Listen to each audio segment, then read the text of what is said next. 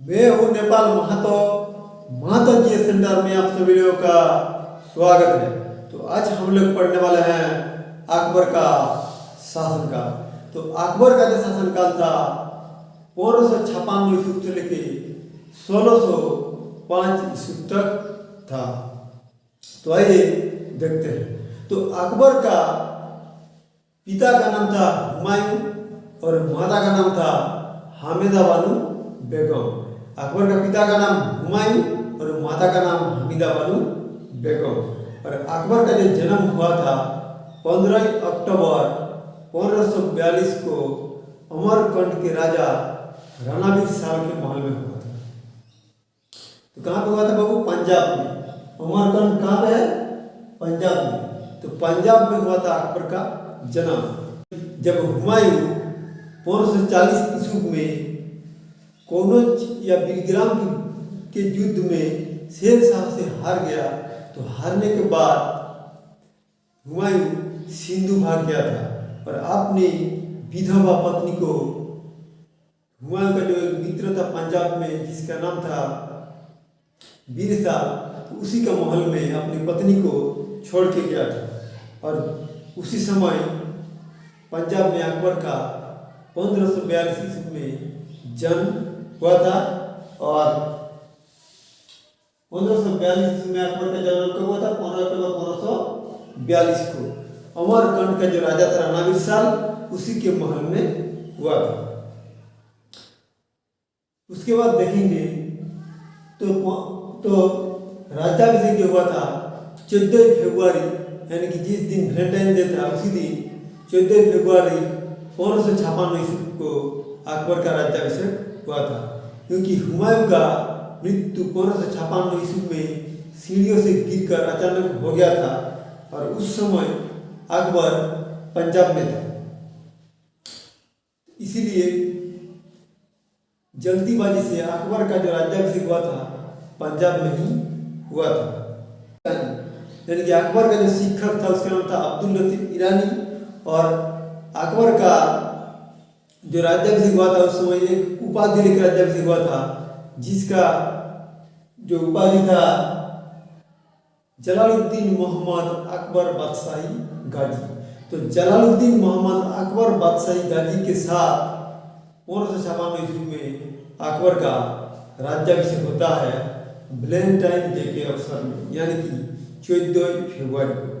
उसके बाद देखेंगे, देखिए हुमायूं का मृत्यु होता है कहाँ पे? दिल्ली पे। और उस समय अकबर रहता है पंजाब में, इसलिए जब हुमायूं का मृत्यु हुआ तो उस समय अकबर हुमायूं का मृत्यु हो गया यह खबर 20 दिन तक छुपा के रखा था। परंतु कितना भी छुपाने का कोशिश कीजिए वो खबर फैल ही जाता है।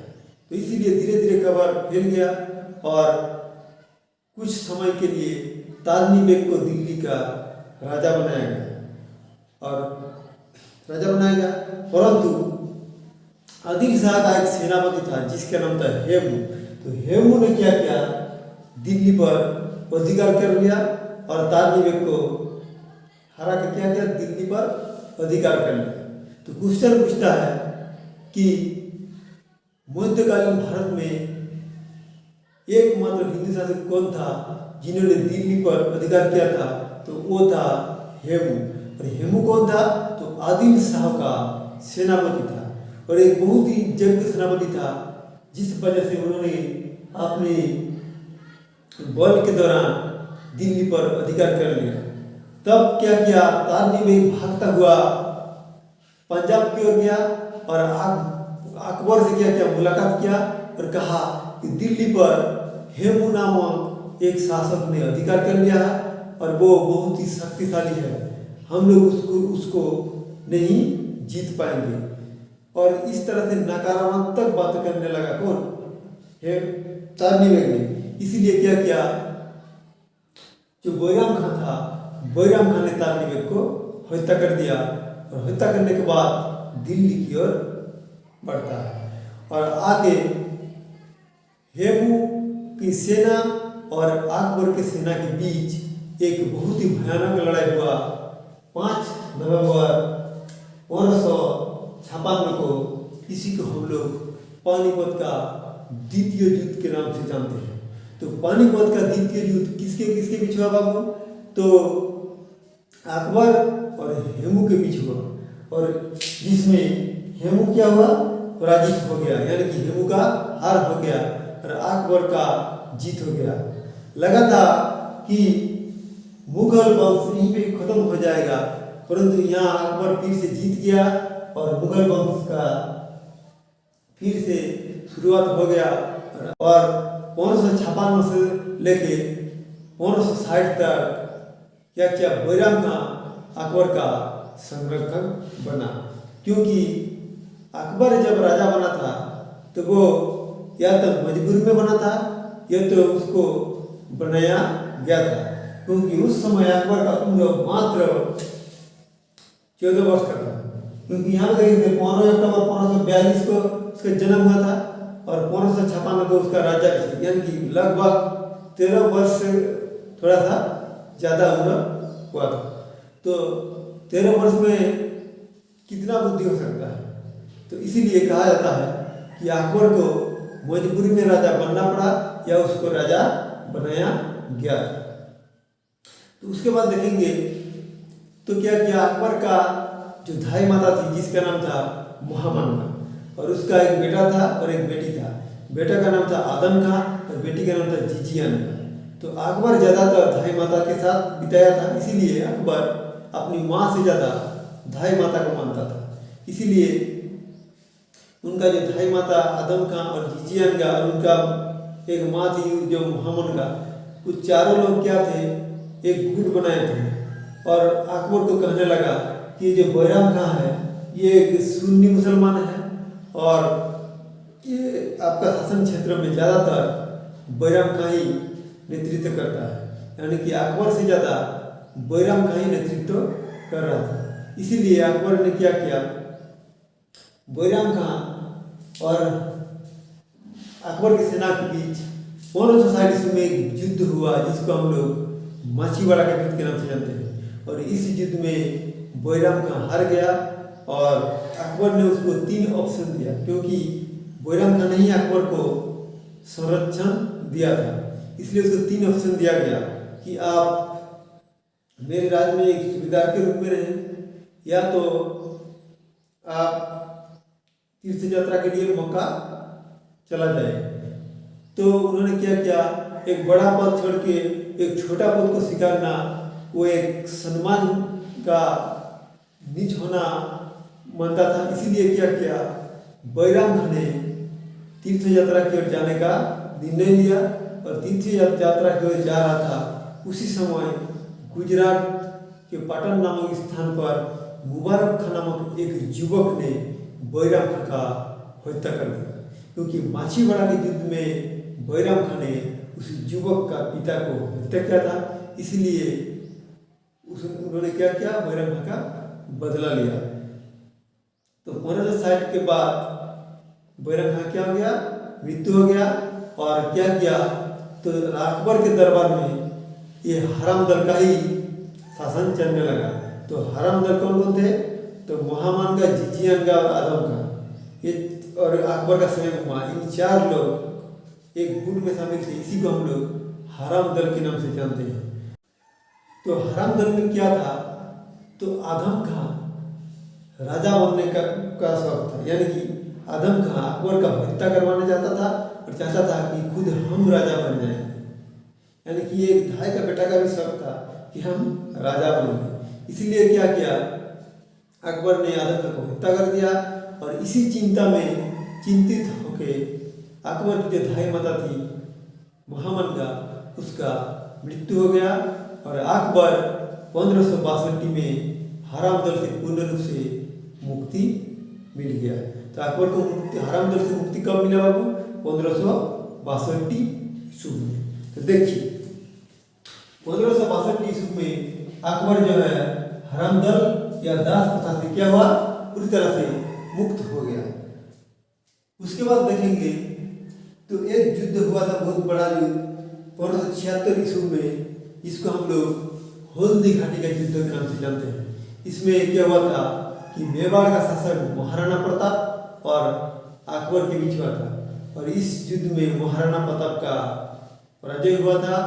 और इस युद्ध में अकबर की ओर से नेतृत्व कर रहा था मान सिंह और असफ खान। तो अकबर का जो सेनापति था कौन था? मान सिंह था।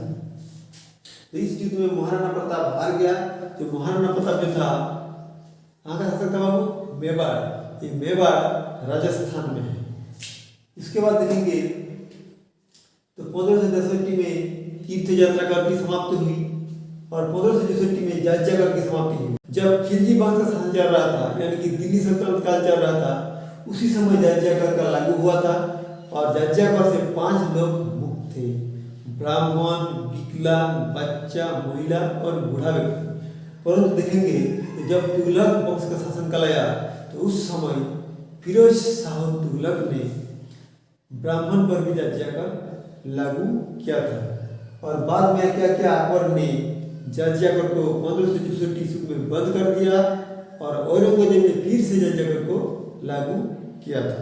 तो जब औरंगजेब का संकल्प पढ़ेंगे उस समय फिर से हम लोग जाजिया कर के बारे में पढ़ेंगे। उसके बाद देखेंगे तो 1571 ईस्वी में क्या किया? तो अकबर ने फतेहपुर सीकरी का निर्माण किया और राजधानी को दिल्ली से फतेहपुर सीकरी ले गया। उसके बाद क्या किया? तो 1575 ईस्वी में इबादत खाना का स्थापन किया। ये इबादत खाना जो है, यहाँ पे खाना नहीं मिलता था बाबू। ये इबादत खाना में नाम से लगता है कि वहाँ पे भोजन मिलता था, लेकिन वहाँ पे खाना नहीं मिलता था। वो एक धर्म स्थान था। और 1578 में देखेंगे तो उस धर्म स्थल में सभी धर्म को के लोगों को जाने के लिए अनुमति दे दिया। तो देखिए यहाँ पे उस धर्म स्थान में हिंदू धर्म के लोग जाने लगे, मुस्लिम धर्म के लोग जाने लगे, ईसाई धर्म के जाने लगे, क्रिश्चियन धर्म के जाने लगे। तो जहाँ पे सभी धर्म के लोग रहेंगे वहाँ पे तो झगड़ा ऑटोमेटिकली होगा। तो वहाँ पे धर्म को लेके पर डे क्या होता था?